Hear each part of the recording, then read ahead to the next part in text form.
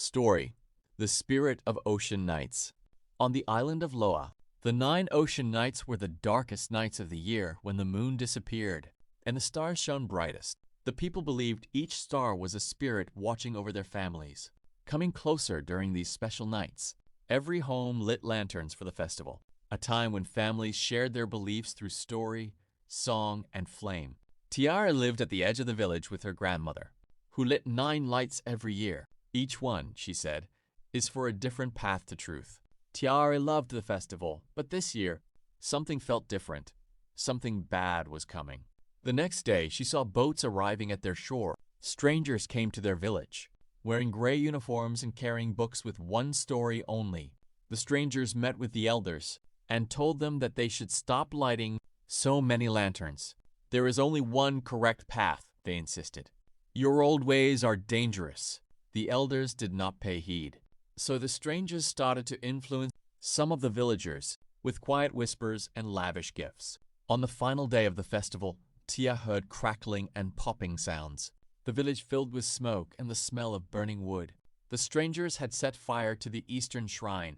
Ash floated through the air. Tiara clutched her grandmother's hand. By now, many people in the village began to obey the strangers. Some did so out of fear, while others were taken in by the outsider's show of power. Tiara's friends took down their lights, afraid of being punished. "We are peaceful. Why do they hate our lights?" Tiara asked her grandmother.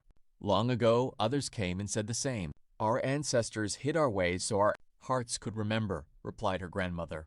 "Our stories survived the shadows." Tiara wondered what was so wrong with what they believed in. A year had passed since the strangers first arrived. Their rules had grown harsher, and the old beliefs were now nearly gone. Only a few families still practiced their rituals, and always in secret. That night, Tiara crept toward the cliffs. She saw flickering light beyond the rocks and followed it to a cave. Inside were children and lanterns. A girl from the hills named Lena held up a carved lantern made of stone. "This is for the mountain winds. It carries our prayers when we cannot speak aloud." Next to her, a girl with shells braided in her hair named Bulu lit a lantern shaped like a shell. "This one remembers the ocean's voice. They can't take that from us." Tiara found an unlit lantern sitting nearby and picked it up. As she lit the lantern, she said, "This is for every path, every name, every story. We are many lights, not just one." Suddenly, shouting started. The strangers had followed the glow. "That is against the law," one barked. "You will be taken and punished." The cave shook as the strangers stepped forward. Tiara's voice rang out louder. "You cannot burn stories. You cannot silence us all." Suddenly, they heard more footsteps approaching. Elders appeared at the mouth of the cave. They held up lanterns too. "We let them take too much once. We won't again." The strangers hesitated. More and more villagers appeared, each holding a lantern.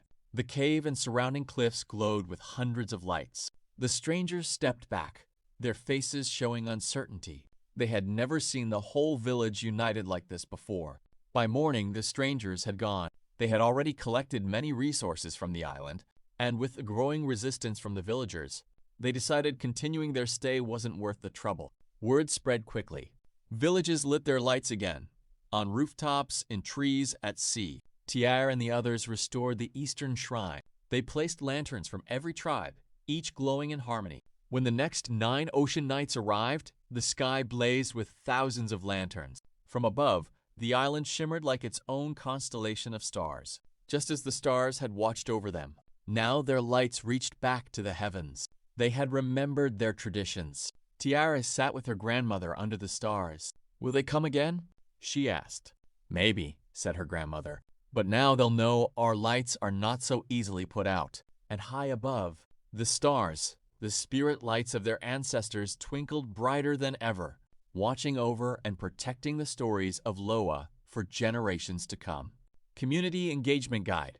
The following guide helps families, teachers, and communities talk about the story together. Use these 4 questions and activities to spark discussion, reflection, and action. Discussion question number 1. Why did Tiara and the people in her village light lanterns during the 9 ocean nights? Sample answer. Number 1. They lit lanterns to remember the spirits and stories from their families. What to look for. understanding how respect for beliefs and traditions fosters strong communities. Discussion question number 2. How did Tiara feel when strangers burned the shrine and told them to stop their festival? Sample answer number 2. She felt scared and confused. What to look for? Awareness of the impact of being forced to suppress beliefs and important traditions. Discussion question number 3. What did the villagers do when they were faced with fear? Sample answer number 3.